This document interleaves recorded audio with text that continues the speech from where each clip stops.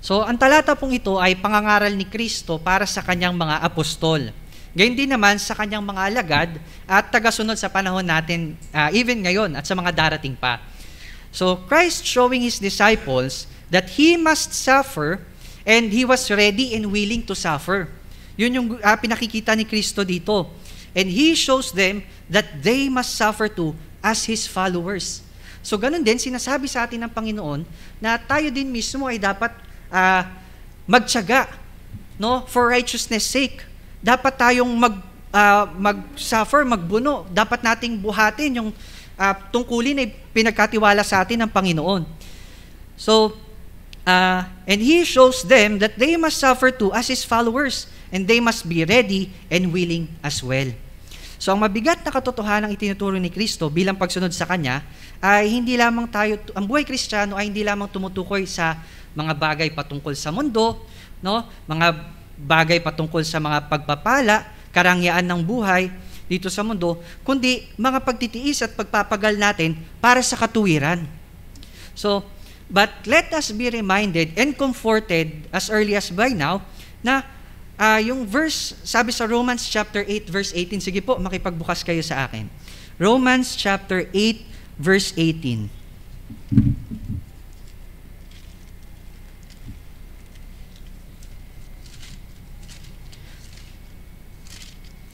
So kahit na dumaranas tayo ng pagsubok sa buhay natin dito sa mundo, nandito yung comfort ng Panginoon. In Romans chapter 8 verse 18, sabi dito, itinuturing ko na ang pagtitiis sa panahong kasalukuyan ay hindi karapat-dapat maihambing sa kaluwalhatiang maihahayag sa atin.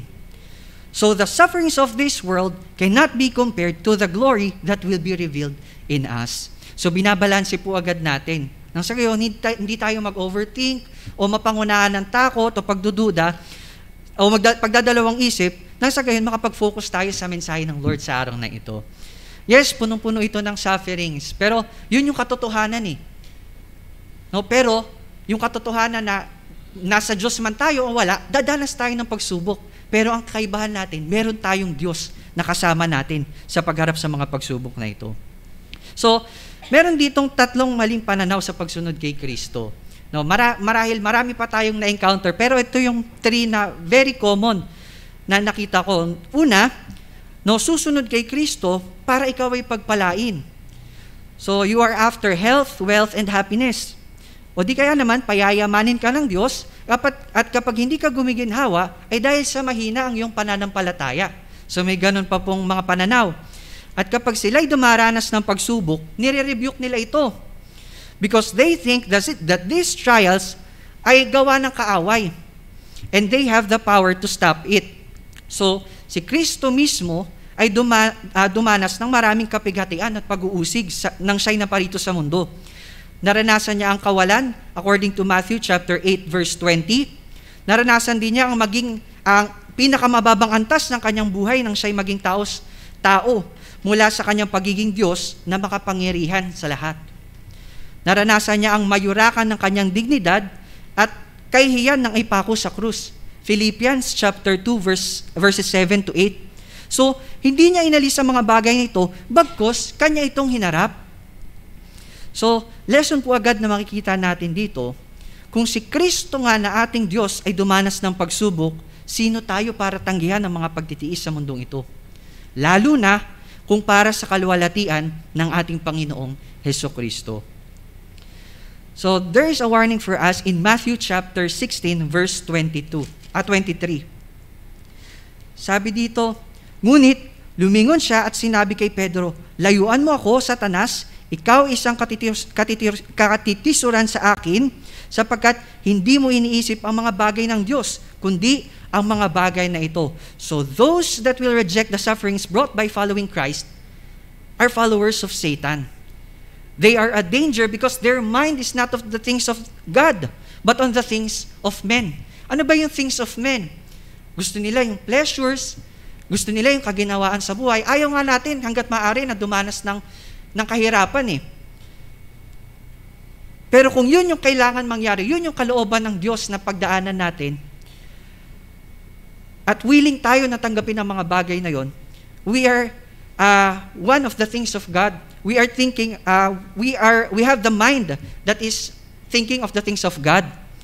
So, meron tayong three major points na ating pag-aaralan po sa hapong ito. Una po, kilalanin natin who are Christ's disciples. Sino ba tong mga disipulo ni Kristo? Sino ba tong kanyang mga tagasunod? Second, the cost of being Christ's disciple. Ano yung nire-require sa atin? Ano yung hinahanap sa atin bilang disipulo ni Kristo? At pangatlo, the great warning or yung important consideration. Ano yung dapat nating i-consider sa buhay natin dito sa mundo? So number one, who are Christ's disciples? So, sila na mga disciples ni Christ, sila na mga sumusunod sa Kanya. So, disciples of Christ are those who follow Him. So, nang tawagin niya ang Kanyang mga alagad, iisang salita lamang ang ginamit niya para sa paraang pautos. Ano yung sabi ni Christ? Follow me. So, He is one that come after Christ, not one that prescribe or order Him. Ibig sabihin, sila na mga lumalakad sa likod ni Kristo, hindi nangunguna kay Kristo. Kagaya ni Peter dito sa tagpong ito, sa verse 22, kung atin pong babasahin, at inilayo siya ni Pedro at sinimulang pigilan siya. Basahin po muna natin, 21.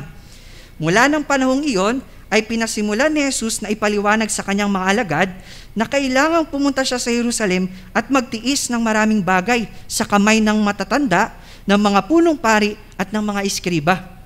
Siya'y papatayin at muling bubuhayin sa 3 araw. So sa verse 22, ito na yung ginawa ni Peter. Inilayo siya ni Pedro at sinimulan pigilan siya na sinasabi, "Huwag nawang itulot ng Diyos, Panginoon. Hindi kailanman mangyayari ito sa iyo." Kaya sinabi ni Jesus Christ sa verse 23, ngunit lumingon siya at sinabi kay Pedro, "Layuan mo ako, Satanas. Ikaw ay isang katitisuran sa akin sapagkat hindi mo iniisip ang mga bagay ng Diyos, kundi ang mga bagay ng tao." So nawa, we are not being like Peter who forgetting his place. So he is one that come after Christ, not one that prescribed to Him. So whatever we receive from God, whether pagpapala ito o mga pagsubok ng buhay, we should accept it. Yes, we can request to God. No, pwede naman tayong mag-request sa Panginoon. Pwede tayong dumulog sa Kanya, idulog natin lahat ng ating hinaing. Pero, sa paanong paraan? Sa paraan, like a child pleading to his father. Not as someone na ino-order natin ang Diyos. No, bilang magulang sa kanyang anak, bilang anak sa kanyang magulang, "Ama, tulungan niyo nawa ako na mapagtagumpayan ang mga bagay na ito."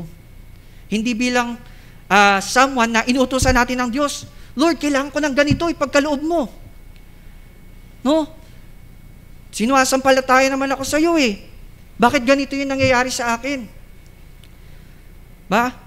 O kaya naman, nire-rebuke nga natin yung mga bagay na ito. So whatever we receive from God, whether it be a blessing or trials, we should accept it. We should accept it.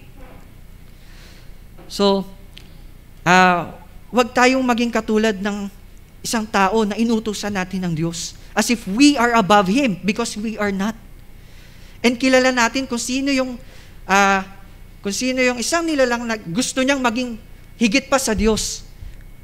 Kaya siya pinarusahan ng Diyos. And that is Satan. No? Ang tunay na alagad ni Kristo ay siyang susunod sa tungkulin niya sa Diyos at sa kaluwalhatian ng Diyos. Ang disipulo ni Kristo ay sumusunod sa Kanya kung paanong ang tupa ay sumusunod sa pangunguna ng kanyang pastol, kung paanong ang alagad sa pangunguna ng kanyang Panginoon, kung paanong ang sundalo sa pangunguna ng kanyang commander. Ang disipulo ay lumalakad ayon sa naging lakad ni Kristo. Namumuhay kung paanong si Kristo ay namuhay, gabay ang Santong Espiritu. Sumusunod tayo sa panuntunan ng Diyos at sumusunod sa Kanya saan man siya magpunta. Saan man niya sabihin na tayo pumunta, saan man tayo ilid ng Lord sa buhay natin dito. And let us take note na sa lahat ng mga bagay na ito, nandun ang paggabay ng Santong Espiritu. Brothers and sisters, hindi po tayo lumalakad na mag-isa.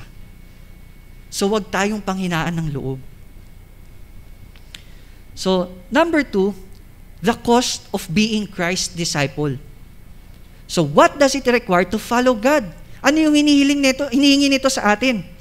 So, following Christ is different from salvation. So, when it comes to salvation, God did not require anything from us. Wala siyang hiningi sa atin. That's why it is called grace. Kaya ito tinawag na grace kasi free ito na ipinagkaloob sa atin ng Diyos. Pero, after being saved, hindi doon nagtatapos. God called us to follow Him. So, ano ngayon yung hiningi nito?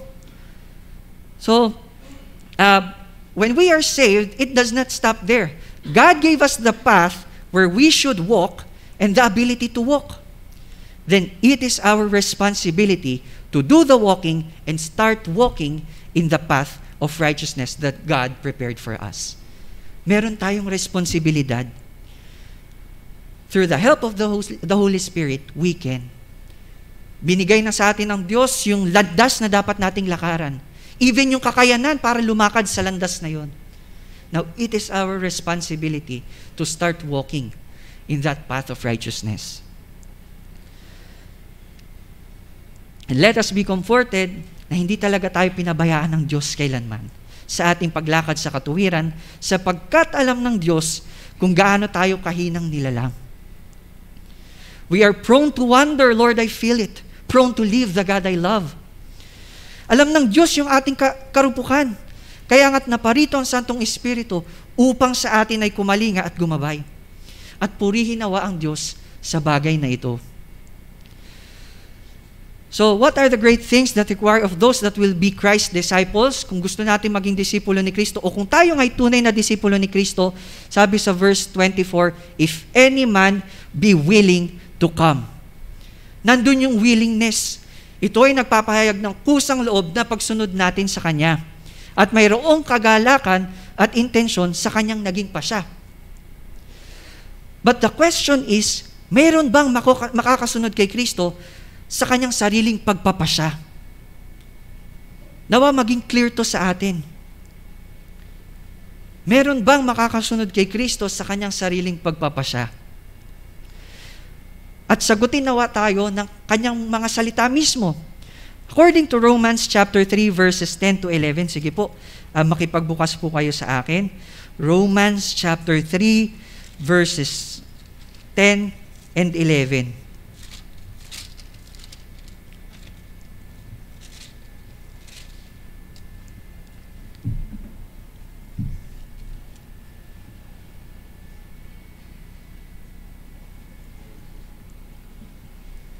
So kung inyo na pong nakita, Romans chapter 3 verses 10 to 11.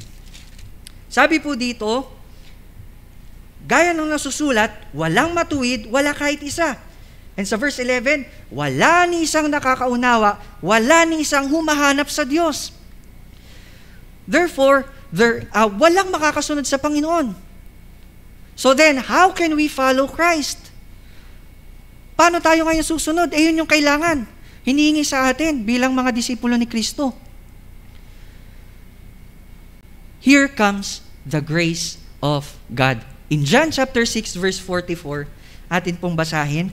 John chapter 6 verse 44, sabi po doon, walang makakalapit sa akin malibang ilapit siya ng Ama na nagsugo sa akin. So hindi dahil sa sarili nating pagpapasya kung bakit tayo nakasunod kay Kristo, kundi dahil sa kalooban ng Ama. So to correct yung maling pananaw na nabanggit natin kanina, susunod ako kay Kristo para lalo akong pagpalain. No? Hindi natin kayang sumunod, lalo na kung mali yung ating intensyon. Therefore, paano tayo ngayon kung ang thinking lang natin para sa pagpapala? So, kaya, kagaya ng eskriba na ating napag-aralan previously before sa mga naging sermon natin, no, yung eskriba at saka yung alagad ni Christ. No, ang layunin pala ng eskriba kung bakit gusto niyang sumunod kay Kristo ay dahil after siya dun sa fame ni Christ, no, katanyagan ni Kristo, sa mga maaaring kayamanan na ipagkaloob kay Kristo ng mga taong pinagagaling niya, no, during ministry. Yun yung iskriba. So mali yung kanyang naging intensyon na kaya lamang siya susunod para siya ay pagpalain. Pero ang katotohanan, kung meron mga nakakasunod kay Kristo, kung tayo man ay nakakasunod kay Kristo, ito ay dahil pinagpala niya na muna tayo. Pinagpala niya tayo ng kakayanan na sumunod sa Kanya. Kung nagagawa nating makasunod kay Kristo, it's because God blessed us first by giving us grace to be able and willingly obey Christ. So the point is, kaya lamang tayo makakasunod sa Diyos dahil ipinahintulot niya na tayo ay makasunod sa Kanya, sa pamamagitan lamang ng Kanyang biyaya at habag na umabot sa atin. So it is God who enables us to follow Him willingly. It is God, therefore, who enables us to willingly come to Him and deny ourselves, take up that cross, and follow Him. So it speaks about the willingness of the disciples to come to Him. Pero sa paanong paraan? Ano yung tatlong bagay na yon na binanggit dito? By denying ourselves. Second, taking up our cross. And third, follow Him. So, under the cost of being Christ's disciple, first subpoint natin is let Him deny Himself. So the disciples of Christ must be willing to deny himself as a way to follow Christ. So Peter dito, in-advise niya si Christ to spare himself from upcoming crucifixion. Baga ina-advise ni Peter na, Panginoon, wag nawang mangyari sa'yo yan. No? Wag nawang ipahintulot ng Diyos. But Christ tells them that they must not spare themselves. Rather, they must deny themselves. We must deny ourselves. Huwag natin tanggihan ang mga challenges ng buhay Kristiyano. Bagkus itanggi natin ang ating mga sarili. So deny ourselves of worldly pleasures, mga self-righteousness natin sa katawan, so that we may endure the sufferings as Christ's disciples. So kung ating susundin ang naging buhay ni Kristo, siya ay nabuhay in continuous act of self-denial. Patuloy siyang nabubuhay in self-denial or self-emptying. Patuloy niyang itinatanggi yung kanyang sarili, no? Yung pagiging Diyos niya, hinubad niya yun. Para tayo abutin in Philippians chapter 2, verses 7 to 8. Kung ang mamuhay na may pagtanggi sa sarili ay napakahirap na bagay, hindi ito lingid sa kaalaman ng Diyos. Sapagkat si Kristo mismo ay nabuhay ng may pagtanggi sa kanyang sarili. So namuhay siya na may pagtanggi sa kanyang sarili, una, para sa ating kaligtasan. For our benefit, for our redemption. Second, for our instruction, para sa ating pagkatuto. And lastly, for the glory of God. So, and remember, the servant is not above his Lord. Again, the servant is not above his Lord. So all the disciples and followers of Christ must deny themselves. It is the fundamental and the basic principle of following Christ. Ito yung unang kailangan nating matutunan. To deny ourselves. Ito ang mahalagang bagay na dapat nating makita. Na dapat nating itanggi ang ating mga sarili. We must not admire our own shadows, nor gratify our own pleasures. We must not lean on our own understanding, nor seek our own things, but rather let us seek the will of God. So bilang application, we must deny ourselves first for Christ and His glory. Second, we must deny ourselves for our brethren and for their good. So hindi na lamang tayo namumuhay para sa ating mga sarili, kundi una para sa Diyos, pangalawa para sa ating mga kapatiran. No? Kahit na tayo pagod na pagod, pero nakikita natin yung kapatiran natin ay nangangailangan. Nandun yung pagtulong natin sa Kanya, yung pag-abot. Kung ang kapatid natin nangangailangan ng panalangin, nandun yung panalangin natin para sa Kanya. Kahit na galit tayo doon sa taong yon, nandun pa rin yung panalangin natin para sa Kanya. Nandun yung pagmamahal natin, yung pag-abot natin sa Kanya. Hindi na lamang tayo nabubuhay para sa ating sarili. That's why we are living in continuous self-denial. And we must deny ourselves, third, for ourselves as well. Para sa ating sarili. Denying the appetite of our body, the pleasures of the flesh, for the benefit of our souls. So by denying ourselves more, we are getting more. So hindi po ito kawalan. Hindi tayo nawawalan every time na dinedenay natin yung ating sarili. When we deny ourselves, we are undressing ourselves with pride. And we know that God shows favor to the humble and opposes those who are proud. James chapter 4, verse 6. So lagi tayong mag-reflect, Lord, nagiging prideful ba ako? So that we can deny ourselves, Lord, hindi pala dapat ganito. Patawarin niyo po ako. So second, letter B, second subpoint natin, let him take up his cross. So the disciples of Christ must be willing to take up his cross to follow Christ. Meron pala tong cross na dapat pasanin. So when we talk about cross, ito yung mga pagsubok at paghihirap bilang mga mananampalataya. Like afflictions, persecutions, for righteousness' sake. Marahil sa paggawa natin ng mabuti kahit na taliwas sa standard ng mundo. But ito yung sinasabi ng salita ng Diyos o yung pag-iwas natin sa paggawa ng masama kahit na iba yung pinaglalaban ng mundo. No, for example, when it comes to sexuality, no? Kahit na iba yung pinaglalaban ng mundo, pero ito yung sinasabi, yung katotohanan ng salita ng Diyos, namumuhay tayo sa bagay na ito. Yun yung cross na dapat nating pasanin. So it is suffering for the sake of righteousness, just like Christ, who was nailed on the cross for righteousness' sake. And let us take note of two things. Una, ang cross ay kaiba sa mga paghihirap na nararanasan ng tao sa mundo, gaya ng kahirapan, krimen, at mga kasamaan sa mundong ito. So, ano man yung krimen, kasamaan na nandito sa mundo, hindi siya cross na dapat nating i-bear. Bagkus, ang mga bagay na ito ay bunga ng pagkamakasalanan ng tao. Ito ang resulta ng pagtalikod natin sa Diyos.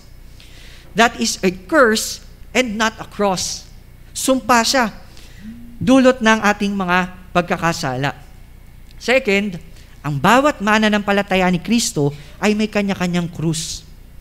May kanya-kanyang natatanging gawain or pasanin na dapat gampanan sa plano ng Diyos.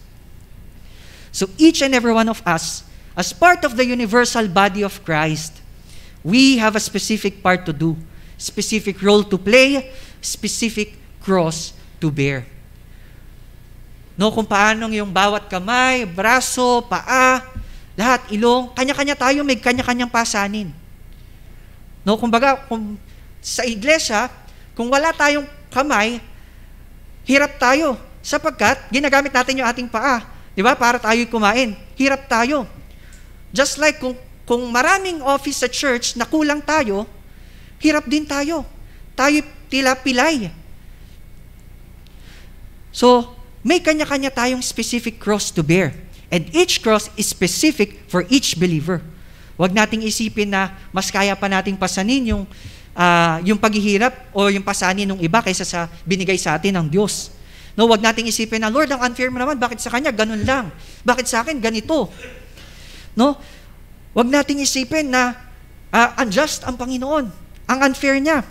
So anuman ang pasanin na ating nararanasan, that is our cross which the infinite wisdom of God has appointed for us.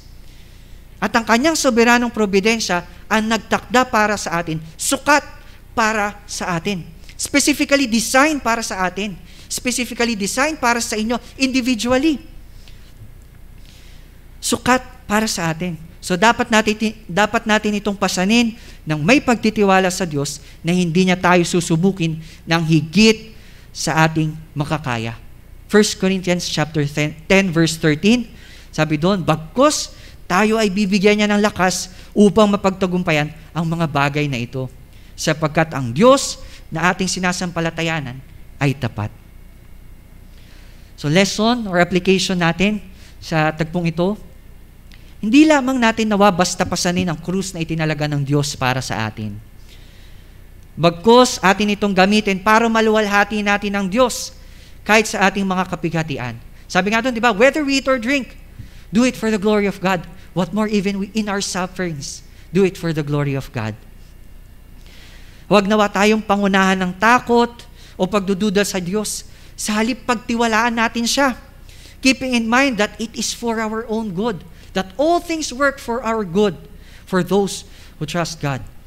So bilang mga tinawag ni Kristo para sa kanyang layunin. Romans chapter 8, verse 28. Nawa, even in our sufferings, Diyos nawa yung mapapurihan sa bagay na ito. No? Kung may mga bagay man na out of our control nangyari, ipagkatiwala natin sa Panginoon. Lord, ito yung nangyari. Marahil may plano ka para sa bagay na ito. Help me to trust in you. Tulungan mo ko na tanggapin ito and eventually help me to accept it. Hindi tayo pangunahan ng pagdududa, ng takot, ng paninisi sa Diyos. So sabi ng isang theologian, ang katotohanan ay pinapasan lamang natin ang krus na ibinigay ni Kristo sa atin kung tayo ay nagagalak sa mga bagay na ito. So kung hindi tayo nagagalak dito, hindi pala natin pinapasan yung krus na ibinigay sa atin. So when we are rejoicing in our afflictions and glory in them, then we take up the cross. Hindi pala natin pinapasan yung ating cross kung kahit na nakikita natin nandyan, nabibigatan tayo, pero panay tayo nagrereklamo sa Panginoon. Hindi tayo nagtitiwala sa Kanya. Hindi pala natin pinapasan yung krus na yon. So kung ating papansinin, ayon sa naging pahayag ni Jesus, ang pagpasan sa krus ay kasunod ng pagtanggi sa sarili. No, kung babasahin natin dyan, nauna yung deny ourselves, then take up our cross. Deny yourself first, then take up your cross. Sapagkat kung ang sino man na walang pagnanais na itanggi ang sarili sa mga pleasures ng kasalanan at sa mga kalayawan na handog ng mundong ito para kay Kristo, ay hindi niya rin nanaisin na pasanin ang kanyang sariling cross. That is the truth. Kaya nga una, basic principle, fundamental, essential sa ating buhay Kristiyano, ay i-deny natin, itanggi natin yung ating sarili. Yung pleasures ng mundong ito. Yung flesh. Nang sa gayon mapasan natin. Yung specific na cross na ipinagkatiwala sa atin ng Panginoon. And third subpoint natin is, follow me. So the disciples of Christ must be willing to follow Him. Christ said, let him follow me. But the question is, sa anong bagay natin susundin ng Panginoon? Sa anong bagay dapat natin siyang gayahin? Dapat ba magpenitensya din tayo? Dapat ba saktan din natin yung ating sarili? So, dapat ba magpapako din tayo sa cross? So, saan ba nais ng Diyos ni Kristo na sundin natin siya? Ito ay tumutukoy specifically sa pagpasan ni Kristo sa kanyang krus. Follow Him on how Christ carry His cross. So ang mga mananampalatayang nagpapagal sa pagpasan ng kanyang krus ay tinuturuan ng Diyos na tumingin lamang sa Kanya. Tingnan lamang natin ang Panginoon and take from Him both direction and encouragement in suffering. So our ending destination is Christ, our trophy is Christ, our encouragement is Christ. In short, our everything is Christ.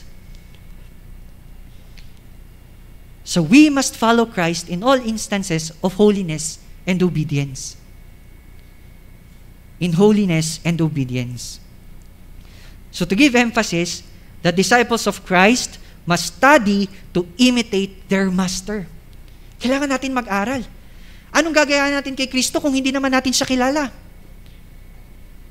And let us be conformed in everything to His example, conforming in the image of Christ. So kung sino man ang nagnanais na sumunod kay Kristo bilang kanyang disipulo, ay dapat sumunod sa katotohanan na ipinangangaral ni Jesus at gawin ang mga gampanin ng isang tapat na alagad ni Kristo.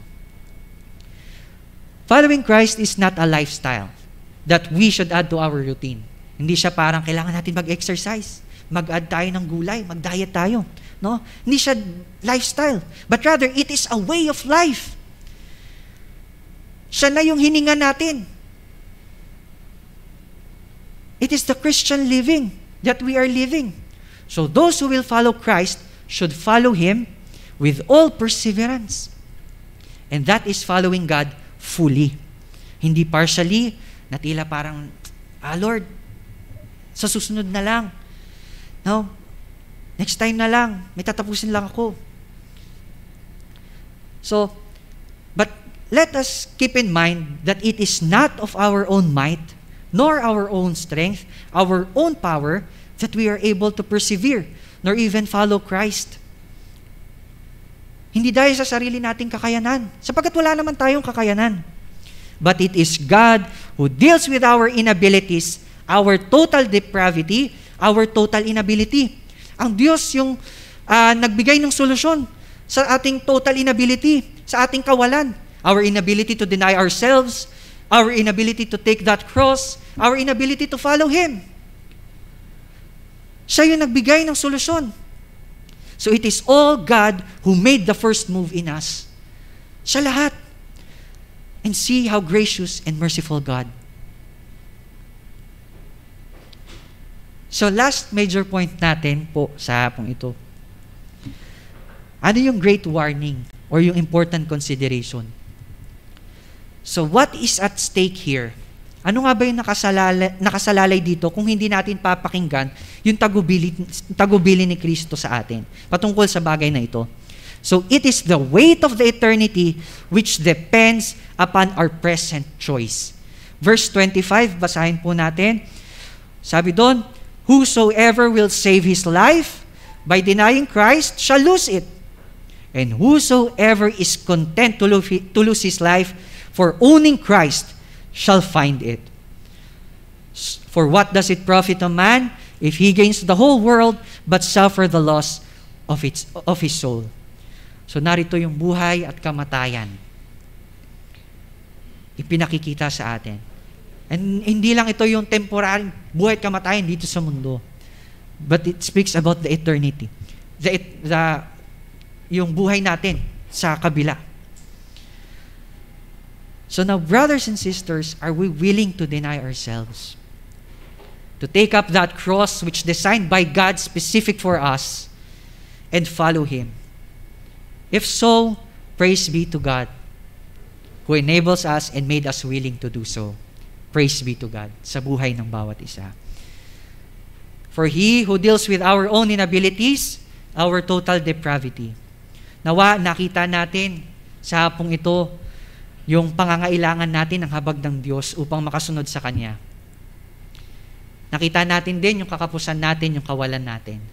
For it is God who provides the path for us to walk. Also the ability to walk. Siya yung nagkaloob ng mga bagay na yun. Now, it is also our responsibility to do the walking, nang mamuhay ayon sa kalooban ng Diyos. So, help us, nawa, Diyos nawa, ang gumawa sa ating buhay. Help us walking in the path of righteousness. Of course, with the guidance of our Lord and the Holy Spirit. Muli, good afternoon po, and to God be all the glory. Tayo po ay manalangin. Ama naming Diyos, tunay nga po, Panginoon, na kami po ay nagpupuri at nagpapasalamat sa buhay, sa iyong mga salita, Panginoon, na siyang nagpala sa amin, Panginoon, sa mga oras na ito. Nawa, Panginoon, hindi lamang namin ito basta napakinggan, hindi lamang dumaan sa aming magkabilang tenga, kundi tumagos sa aming mga puso, Panginoon. Tulungan kami, Panginoon, ng iyong Santong Espiritu na lumakad ng may banal na pagkatakot sa inyo. Mamuhay ng may pagsunod sa inyo, willingly, Panginoon, na hindi dahil sa sarili naming desisyon o kakayanan, but we are able to decide to choose you, Father, because it is you who chose us first. We are able to love you because it is you who loved us first. Maraming salamat po, Panginoon. At sa moment na ito at sa mga susunod pa, Panginoon, patuloy na ikaw ang manguna sa amin kung paano kami, sa bawat hakbang na aming gagawin sa mundong ito, ikaw ang patuloy na kumilos at gumawa sa aming mga buhay. In works, in our offices, Panginoon, in school, or kung saan man kami dalhin, Panginoon, tulungan na samahan kami, Panginoon, at ikaw ang makita ng lahat ng tao na makakasalamuhan namin sa aming mga buhay. Ikaw po nawa ang siyang makita sa aming puso, in the way we act, the way we speak, and the way we think. Ikaw po nawa, Panginoon, ang siyang maluwalhati. Let your glory shine in us, Panginoon. Maraming salamat po. Ang lahat ng kapurihan, kaluwalhatian, kadakilaan ay tanging sa inyo lamang po sa pangalan ni Jesus. Amen.